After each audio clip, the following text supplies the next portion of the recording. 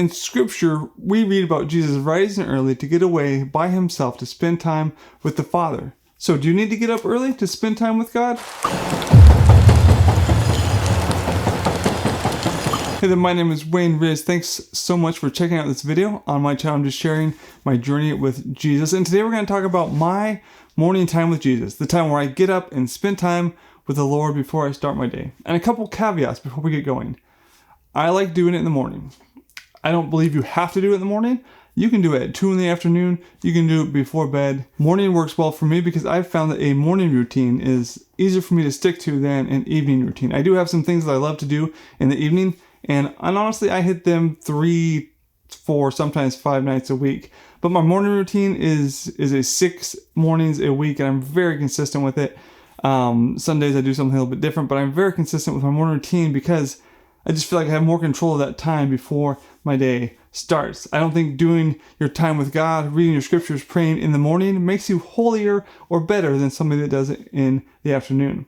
And number 2, I really like a lot of parts of my morning routine, and I love rhythm and routine. I think there's value in that, but I'm looking at how can I change up or slightly vary some of the things that I'm doing in the morning. But let me share with you my morning time with Jesus.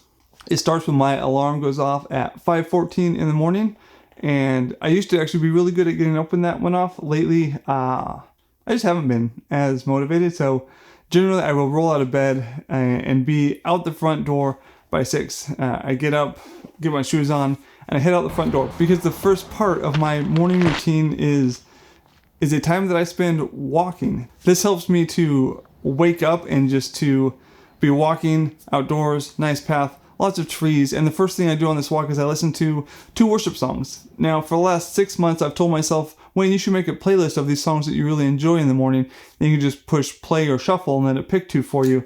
I haven't done that, so I pick one, and I pick another to say play next. So I listen to a couple of worship songs.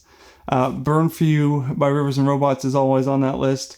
A lot of stuff from Ring Collective, stuff from Paul Balash, some good old hymns. Aaron Schust makes that list quite often.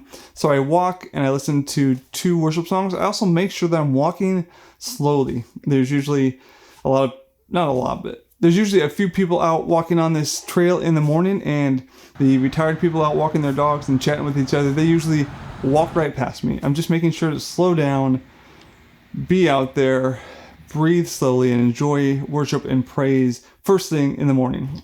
And after those songs are over, I have a devotional from Lectio 365 that I listen to. It's about 10 minutes long, slow devotional, focused on scripture and prayer. And I really enjoy that. It's a good way to focus and start my day. And those 2 things, the worship and the Lectio 365, take me about to the end of the trail.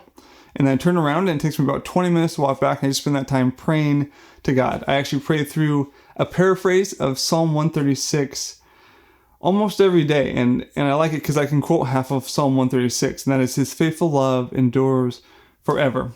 That's the second half of every verse in Psalm 136. It walks through God creating, God leading His people out of Egypt, and Him guiding and providing for us. So I pray through that psalm, and then I try and take some time to listen, and I pray for friends and family and needs that I have, and that God will direct me that day. And oftentimes I'll actually, on the way back, walk up the rock. I live in Castle Rock. We call this rock the rock.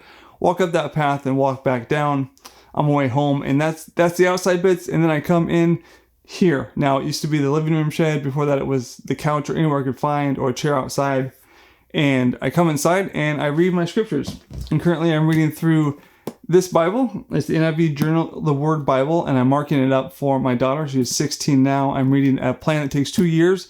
So for her 18th birthday, I can give her a Bible that her mom and I have read through and marked up and prayed through with her in mind. And I use the Moravian Daily Text Plan.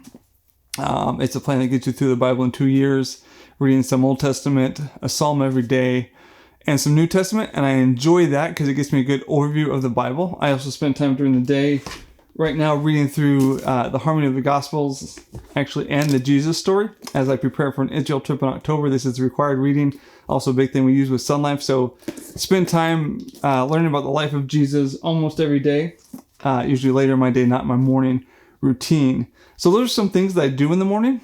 I like a lot of them. Like I said, I'm thinking about changing it.